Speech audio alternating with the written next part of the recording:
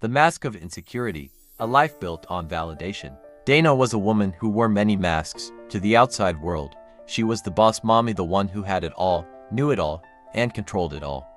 But beneath this facade lay a deep well of insecurity. She couldn't help seeking outside validation, constantly posting new profile pictures, monitoring likes, shares, and comments, and drawing her sense of existence from the approval of others. Her inability to say no and her people-pleasing traits were rooted in a desperate need to feed her ego, no matter who she stepped on in the process. Dana's life was a cycle of fleeting temptations and karmic partners, each relationship a temporary fix for her insatiable need for validation. She led a coven of witches and warlocks, who worshipped her, engaging in sinister lustful exchanges and energy-harvesting rituals. These activities, often involving bisexual females and flying monkeys, were designed to dominate and control others through chanting spells and music. Yet, despite her outward confidence, Dana was trapped in a prison of her own making, unable to love herself or break free from the demons that controlled her. The Roots of Destruction, a devastating upbringing.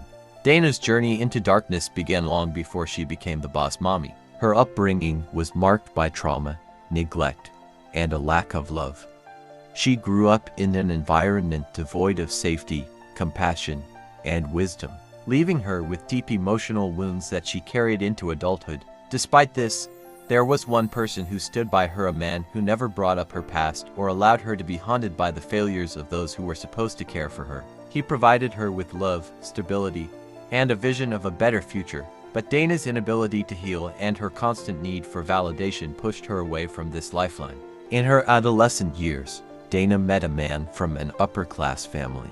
Their relationship resulted in a child, but his family rejected her, leaving her to raise the child alone. This rejection shook her to her core, plunging her into 3 years of sorrow and despair. Instead of turning inward to heal, Dana rebounded from one relationship to another, hoping to prove her worth to the family that had rejected her. This cycle of pain and revenge only deepened her wounds, leaving her trapped in a karmic loop of destruction. The descent into darkness, a marriage of toxicity. Dana's life took a darker turn when she married a bipolar covert narcissist and dark practitioner.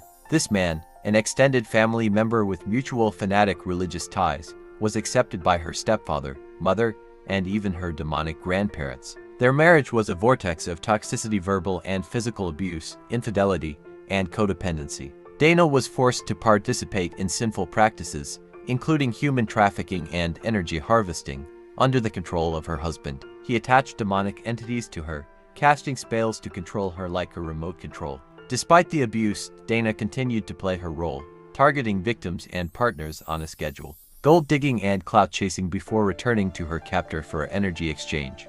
She shipped courier boxes filled with gifts and belongings gathered from her victims, while her husband sat idle, drinking and partying.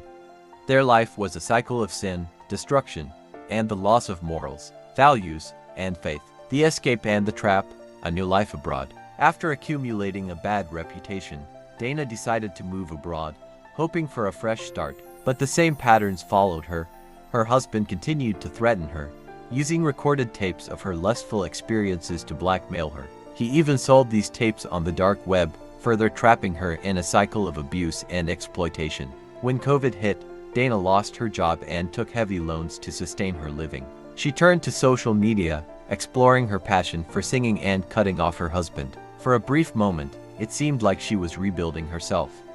But her blocked heart chakra and unresolved trauma led her back to toxic patterns. She met a man who flew to see her, and they shared a deep connection. He helped her clear her debts and arranged for her to move in with him as his fiancée.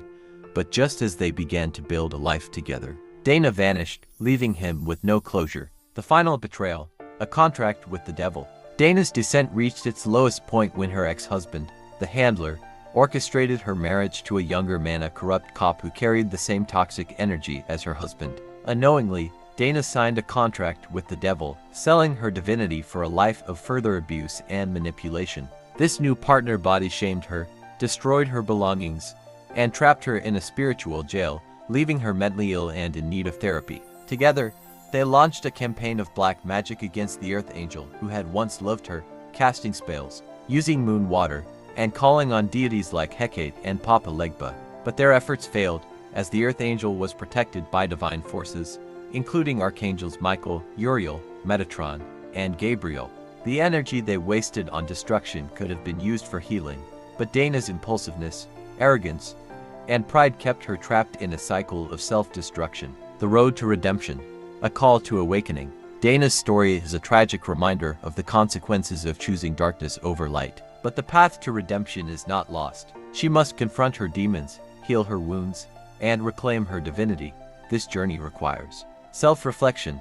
Dana must ask herself the hard questions: why she seeks validation, why she runs from love, and why she chooses destruction over healing. Healing practices, prayers, meditations, fasting, and salt baths can help cleanse her spiritual wounds and break free from demonic attachments. Ask for God forgiveness sincerely and understanding that contract where she sold her soul to the devil left her soulless now.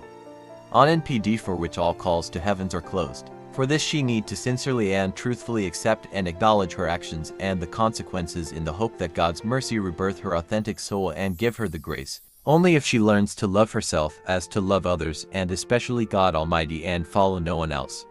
The true Creator, the all-knowing and the all-forgiving. Cutting ties. Dana must distance herself from toxic influences and surround herself with people who uplift and support her. While she did cut off some people from her circle, but she needs to remember that her new life will cost her her old life, so all must go. Build bridges with God and sacrifice the most valuable attachments to Him alone, and see how God replaces all of the influences with beneficial ones and ones that deserves her. She must learn to say no, regardless on who is triggered, and that nitrogen monoxide is a full sentence on its own. It has value and weight to it. Trust no one but God through her intuition and discernment. No one regardless on who they are to her or how close. God deserves that trust, and love and guidance comes only from Him alone. Embracing faith, turning to God and the divine can provide the strength and guidance she needs to heal and ascend. The final question: will she wake up? Dana's journey is far from over. The Earth Angel who once loved her still prays for her healing, not out of a desire to control her, but out of genuine love and hope for her redemption.